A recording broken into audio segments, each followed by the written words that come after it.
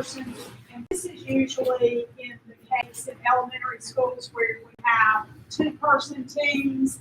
And so one of the team members is able to teach virtually in the morning, and then she teaches in-person students in the afternoon, and they flip-flop. And so that was a creative way to use our staff to serve our students. 32 of our teachers are receiving additional compensation for supporting virtual learners after school hours. The majority of those are middle and high school teachers. There are a few elementary teachers that fall into that category where our numbers did not work out quite as cleanly. And approximately 30 teachers are supporting a few virtual learners for a portion of the school day. And so Ms. Collins may talk about this. For example, in a lot of cases in our special ed department, we were able to move students around to free up a segment of time for a teacher to work virtually with students. Almost all of our gifted teachers are working in that same format. They may have a free segment during the day where they're serving virtual learners. They might be serving, multi-grade virtual learners at the same time, but that has worked out so that we can provide them some time to do that during the school day, and it doesn't end up costing the school board any additional funds to do that. Any questions?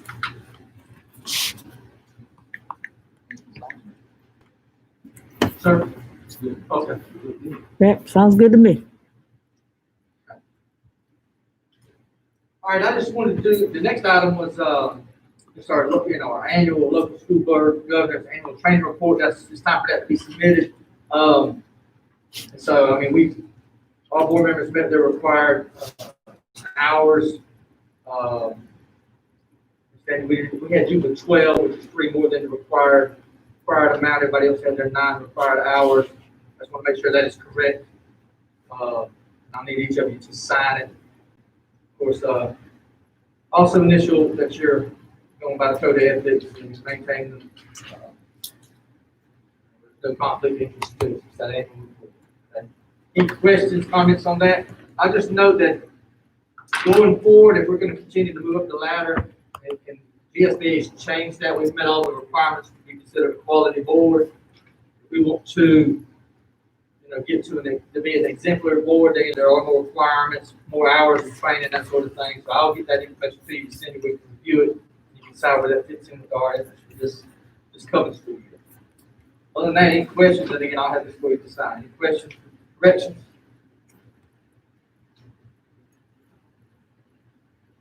All right.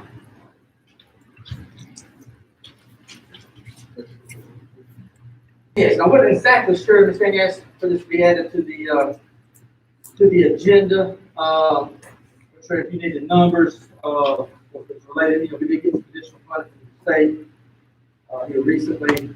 It's going to be available to kind of further assist our special education numbers that we have in the beginning. We were just talking about. So I do have Ms. Collins, Ms. Jones here also to kind of touch on where we are with our virtual learning devices, connectivity, that sort of thing. Questions? Where's that going to be talking about? Well, I was contacted by an individual who has some special needs children, and they were, telling us that there was going to be additional funding. Now, originally, when they contacted me about it, they thought that the $6 million was going to be the funding that, Wayne County was going to get. But as which would be nice.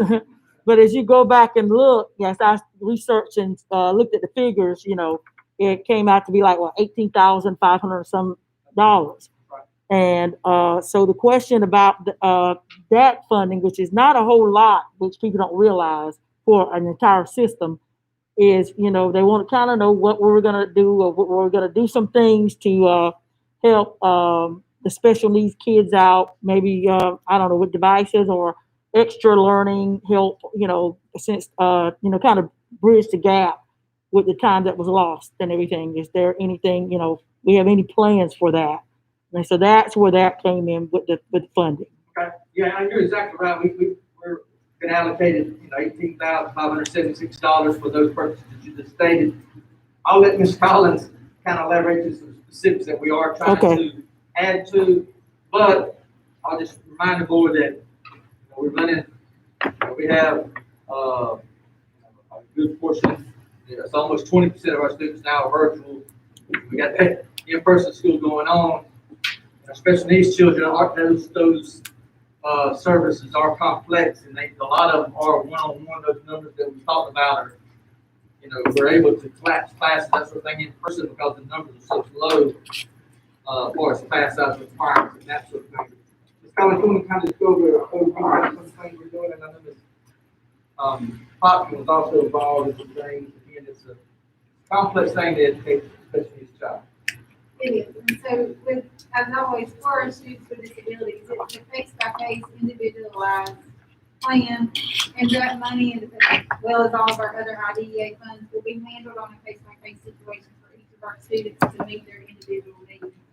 We are working, there's a grant that we actually applied for with the state last year, that was carried out, that was for this year, that is, for to help with accessibility, and Jennifer can talk more about that. She's been working closely with the assistive technology department at the state department to get that, for us, and then it'll have to be pushed out through our tech specialist. So she and Ms. Jones have been talking already about that to implement the plan for that.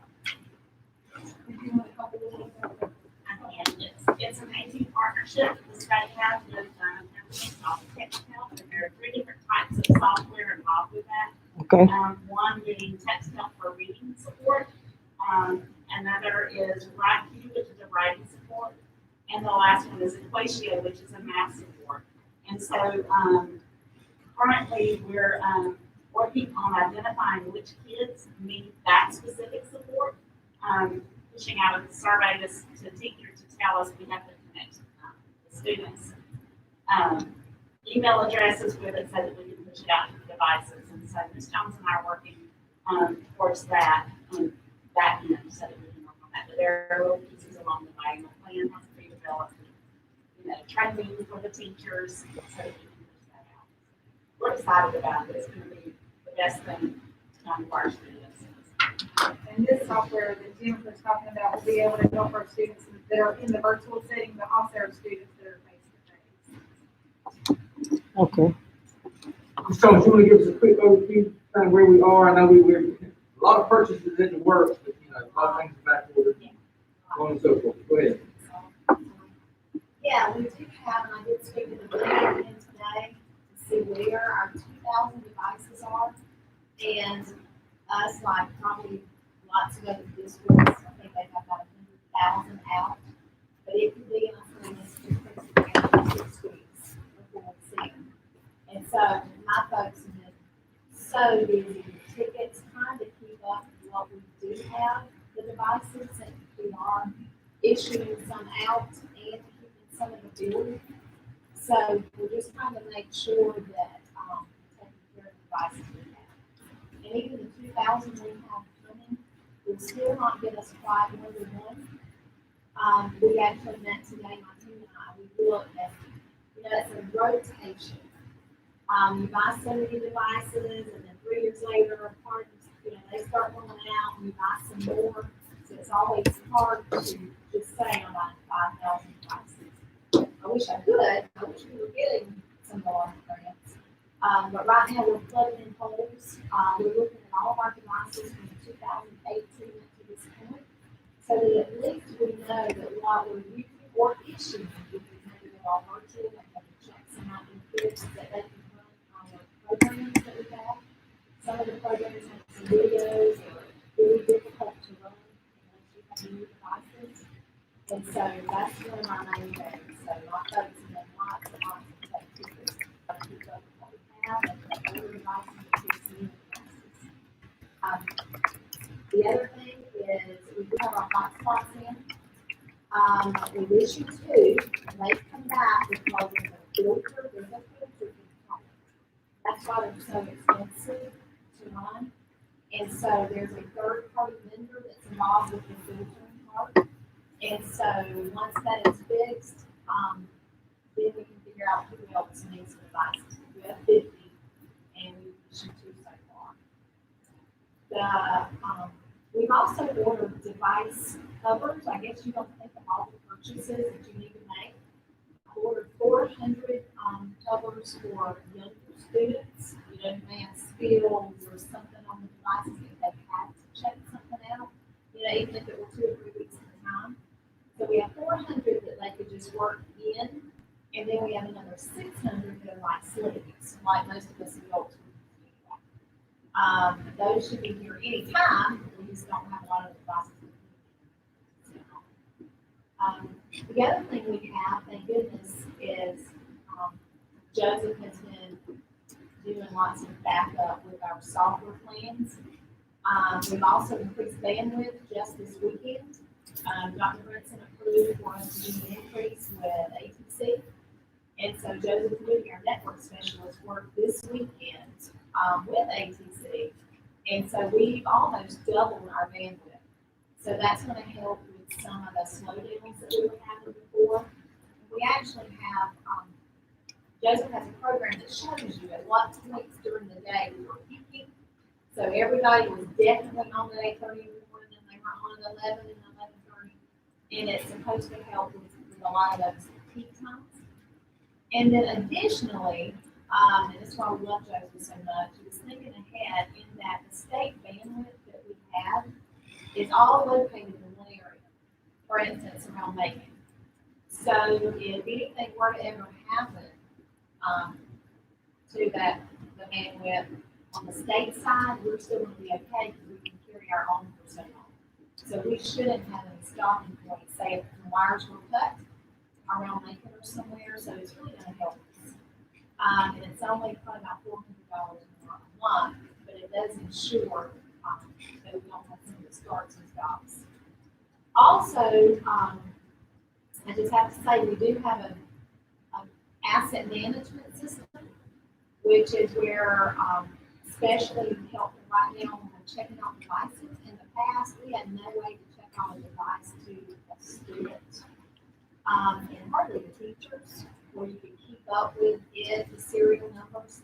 So we do have an asset management system that allows us to do that now. We have attachments, we have forms, and so that has really helped to know what we have, where we have it. The connectivity grant, the Georgia K-12, and I think I told you before that we have 19 access points, they call them, that we can put around the county.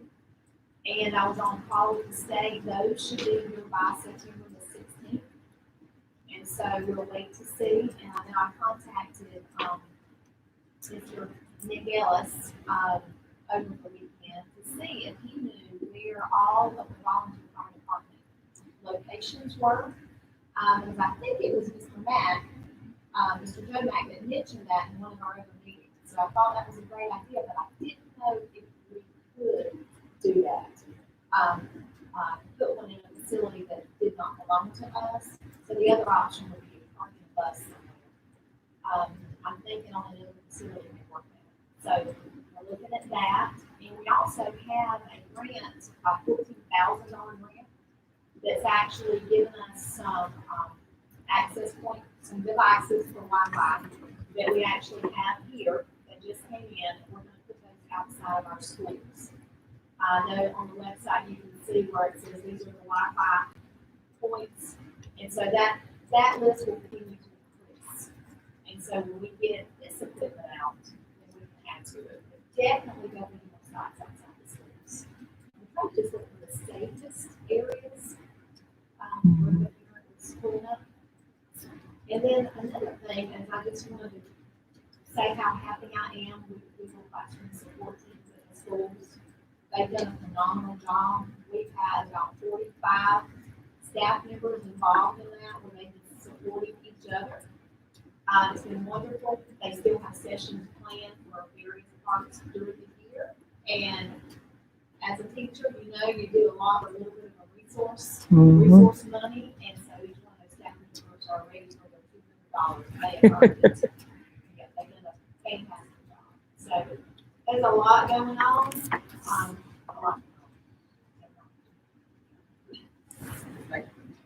Yes. Any questions, Ms. Jones or Ms. Collins? I do need to talk to you afterwards though. Mr. Chairman, that's all I have. All right, we'll move into executive session to discuss or deliberate upon the appointment, employment, compensation, hiring, and disciplining action, or periodic evaluation of regular public officer or interview applicants for the position of superintendent, and also to consult and meet legal counsel pertaining to pending or potential litigation, settlement claims, administrative proceedings, and other judicial actions brought against the school district or an officer or employee of the district. Officer or employee may directly be involved. Motion for to take possession for personnel. Second. Move to second. Mr. Ella? Yes, ma'am. Mr. Davis? Mr. Harris? Ma'am. Yes, ma'am.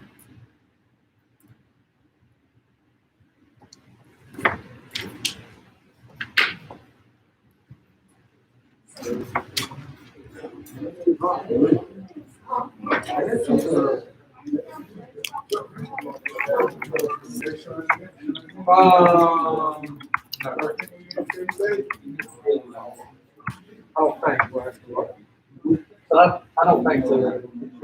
No. In case you hit that 1%, I'll give you a call. Yep, sure. On this last screen, I turn it on. I can only imagine. Hey, don't forget to turn this off here.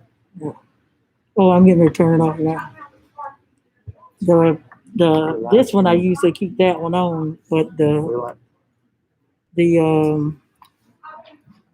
know we had an issue one time where some people were sitting here talking. oh really? Yeah, and it went out. And